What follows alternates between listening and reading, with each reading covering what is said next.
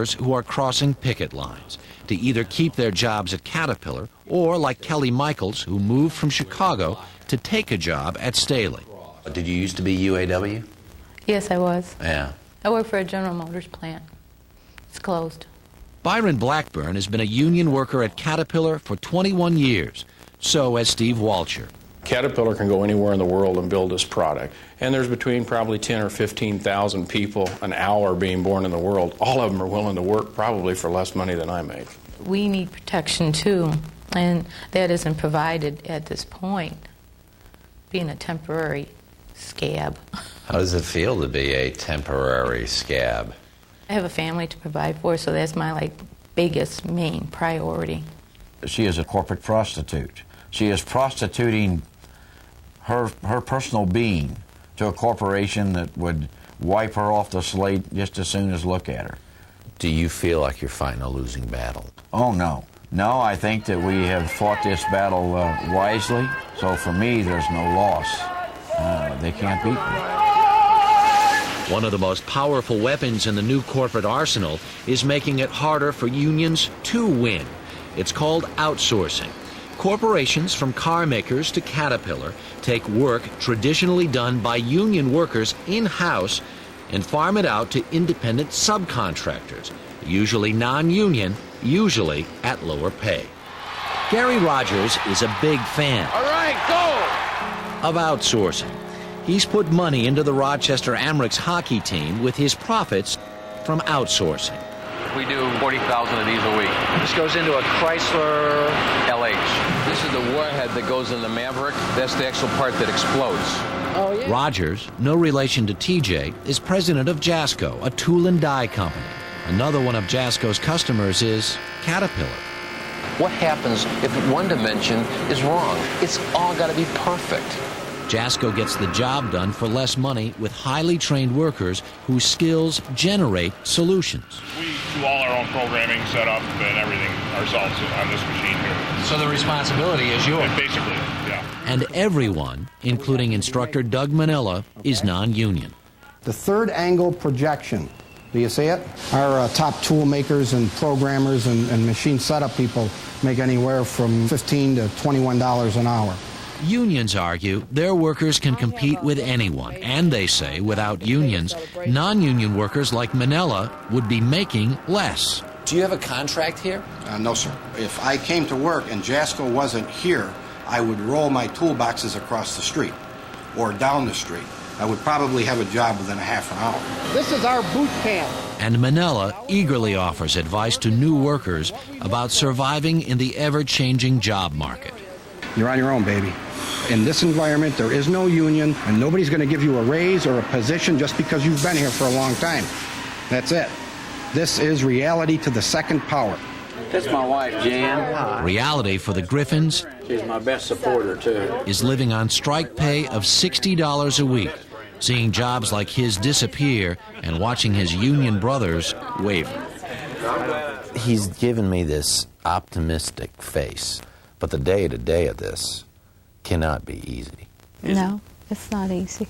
But everything that he's talked about here tonight, he believes. And if he ever loses hope, then there's nothing left.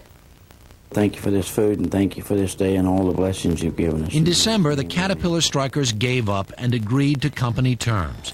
So did Mike Griffin's union at Staley. Then Griffin lost his job with the union and is now unemployed. Like millions of others who've lost their jobs in the last 20 years, I've watched the American dream fly out the window. Next, think your job will never go abroad? Think again.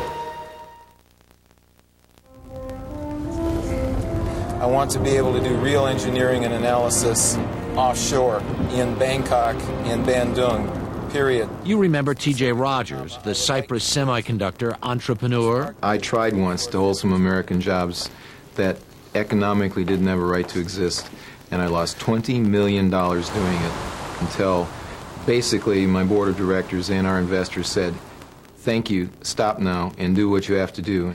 So it's a classic lifeboat argument. Do you keep more people than the boat can support and sink the entire ship, or do you cast off until you can save what you can save? So we laid off 400 people. T.J. Rogers started outsourcing that work in the Far East, and now he's building his own plant in the Philippines. In the last 2 years, there was a total of $2.6 billion semiconductor investment in this country, in Philippines. Nand Prasad is director of the tax-free zone where Cypress is building. And the companies who are coming into our park are Intel Semiconductor from U.S., which is the largest semiconductor company in the world, then Cypress, Maxim, Analog Devices, Hitachi, Asahi Pentex, Fujitsu, Sanyo. How are you doing, Jim? And so within the next 5 years, probably about 25,000 to 30,000 people will be employed here. And what's the attraction? They are exempted from paying any income tax or corporate tax or sales tax for 8 years. How about labor? We have no labor union, and we don't anticipate any labor unions because of our benefit packages. We can hold our wages down and get exactly the same what we get the world over. Fritz Berline is here to oversee the building and hiring for Cypress. The people which you find here, they want to work for global companies like Cypress Semiconductor. And they're bringing a lot of enthusiasm with them, and they will work very, very hard for us. Probably harder than the people in the U.S. Come on in. And just how little will Cypress have to pay its new workers in the Philippines? Okay, got about a half an hour. TJ's called this meeting to find out. Salary and benefits. What do you got? Is this dollars? That's pesos, and the next column's dollars. An engineer there, 5 years, earns $8,000 a year. How about direct labor? $13 a day loaded with benefits. What's rice? Rice subsidy. It's very common in that country for companies to provide a sack of rice to the employees every 3 months. It's not a lot of money. So we're going in the rice business. We're going in the rice business. In the slums of Manila live Rogers' target laborers, women like these, under 25 years old, impoverished, and willing to work for the legal minimum wage, $5.43 a day. They just live for the day, and there is nothing for tomorrow. Catholic priest Jose Dizon wanted us to see how these people live. Lorelei Solomon's wages are the sole support for her family of 7. I spend it to my family. For my family, for this home, and for me. The money she receives is just enough for her to be able to go back to the factory the next day to work. It is not for the future. It's simply for day-to-day survival. It is enough for us. The people in the Philippines don't have quite the lifestyle we have in the U.S. But their lifestyle is improving by working, for instance, for Cypress.